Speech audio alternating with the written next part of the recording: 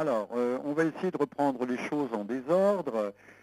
Commençons par la fin. S'étendre dans la région, sans doute pas, parce que l'Ukraine, qui aurait eu des velléités de se joindre à la Géorgie, ou en tout cas de la soutenir, est rendue extrêmement prudente. Alors on sait que l'Ukraine, par exemple, avait décidé de geler les entrées, les entrées de navires, les facilités que la marine russe trouve à Sébastopol, en Crimée, mais la Crimée est également une région, une sous-région, enfin plutôt une province, une zone qui est à prédominance russe et qui pourrait menacer, le cas échéant, aussi de faire sécession. Donc les Ukrainiens sont rendus extrêmement prudents. Également, les Occidentaux sont rendus prudents parce qu'ils se sont rendus compte que les Russes, que Moscou avait une capacité de réaction qu'ils avaient sous-estimée. Au départ, M. Saakashvili, le président de Géorgie, qui est un pro-américain, je crois même, sauf erreur de ma part, qu'il aurait la double nationalité.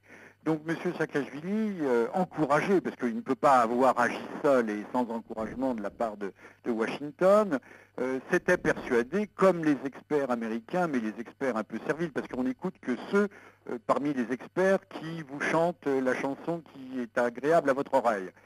S'était persuadé que les Russes, dans l'état de désorganisation où ils se trouvent encore, n'avaient pas la capacité de réponse, en tout cas de mobilisation et de réponse, qui leur permettrait de faire face au coup de force qu'a tenté M. Saakashvili, qui montre d'ailleurs son immaturité et son incapacité politique à l'égard donc de l'Ossétie du Sud. Là, on se trouve devant une situation qui n'était pas prévue.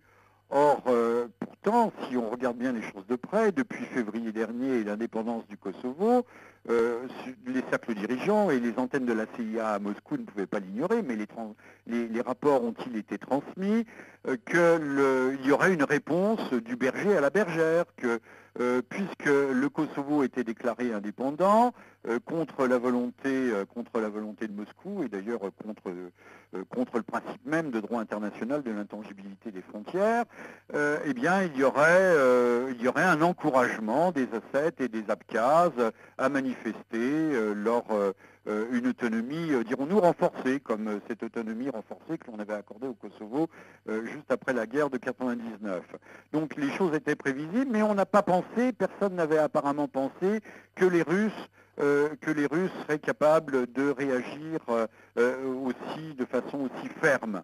Il est clair aussi que pour Washington, c'est une façon de tester les capacités de réaction de la Russie en cas d'un conflit d'une autre importance, d'une crise majeure dans la région.